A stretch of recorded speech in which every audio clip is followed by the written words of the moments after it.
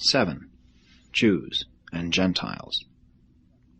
By the times of Jesus, the Jews had arrived at a settled concept of their origin, history, and destiny. They had built up a rigid wall of separation between themselves and the Gentile world. They looked upon all Gentile ways with utter contempt.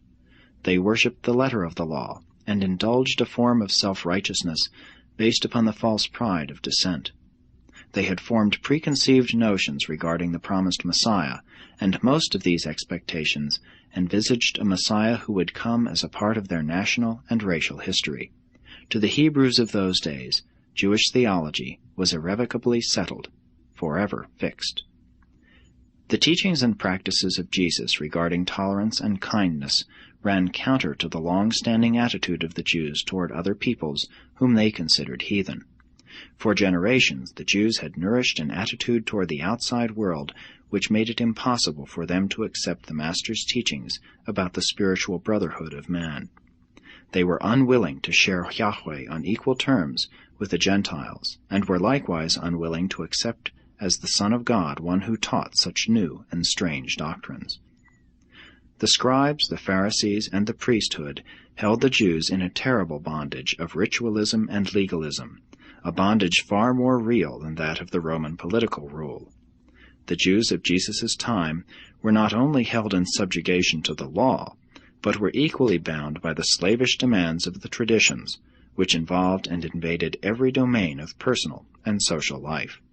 These minute regulations of conduct pursued and dominated every loyal Jew, and it was not strange that they promptly rejected one of their number who presumed to ignore their sacred traditions, and who dared to flout their long-honored regulations of social conduct.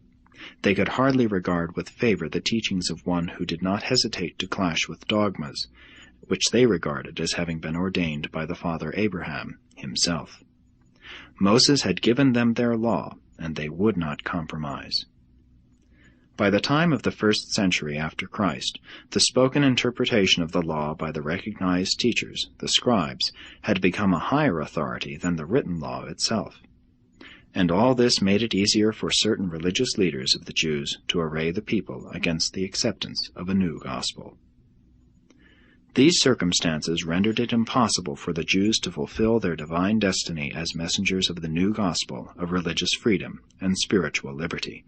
They could not break the fetters of tradition. Jeremiah had told of the law to be written in men's hearts. Ezekiel had spoken of a new spirit to live in man's soul, and the psalmist had prayed that God would create a clean heart within and renew a right spirit. But when the Jewish religion of good works and slavery to law fell victim to the stagnation of traditionalistic inertia, the motion of religious evolution passed westward to the European peoples. And so a different people were called upon to carry an advancing theology to the world, a system of teaching embodying the philosophy of the Greeks, the law of the Romans, the morality of the Hebrews, and the gospel of personality, sanctity, and spiritual liberty formulated by Paul and based on the teachings of Jesus. Paul's cult of Christianity exhibited its morality as a Jewish birthmark. The Jews viewed history as the providence of God, Yahweh at work. The Greeks brought to the new teaching clearer concepts of the eternal life. Paul's doctrines were influenced in theology and philosophy not only by Jesus' teachings, but also by Plato and Philo. In ethics, he was inspired not only by Christ, but also by the Stoics. The gospel of Jesus, as it was embodied in Paul's cult of Antioch Christianity, became blended with the following teachings. 1. The philosophic reasoning of the Greek proselytes to Judaism, including some of their concepts of the eternal life. 2. The appealing teachings of the prevailing mystery cults, especially the Mithraic doctrines of redemption, atonement, and salvation by the sacrifice made by some god. 3. The sturdy morality of the established Jewish religion.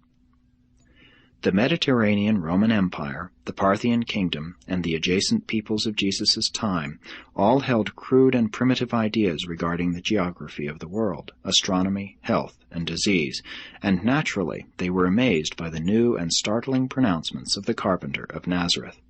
The ideas of spirit possession, good and bad, applied not merely to human beings, but every rock and tree was viewed by many as being spirit-possessed. This was an enchanted age, and everybody believed in miracles as commonplace occurrences.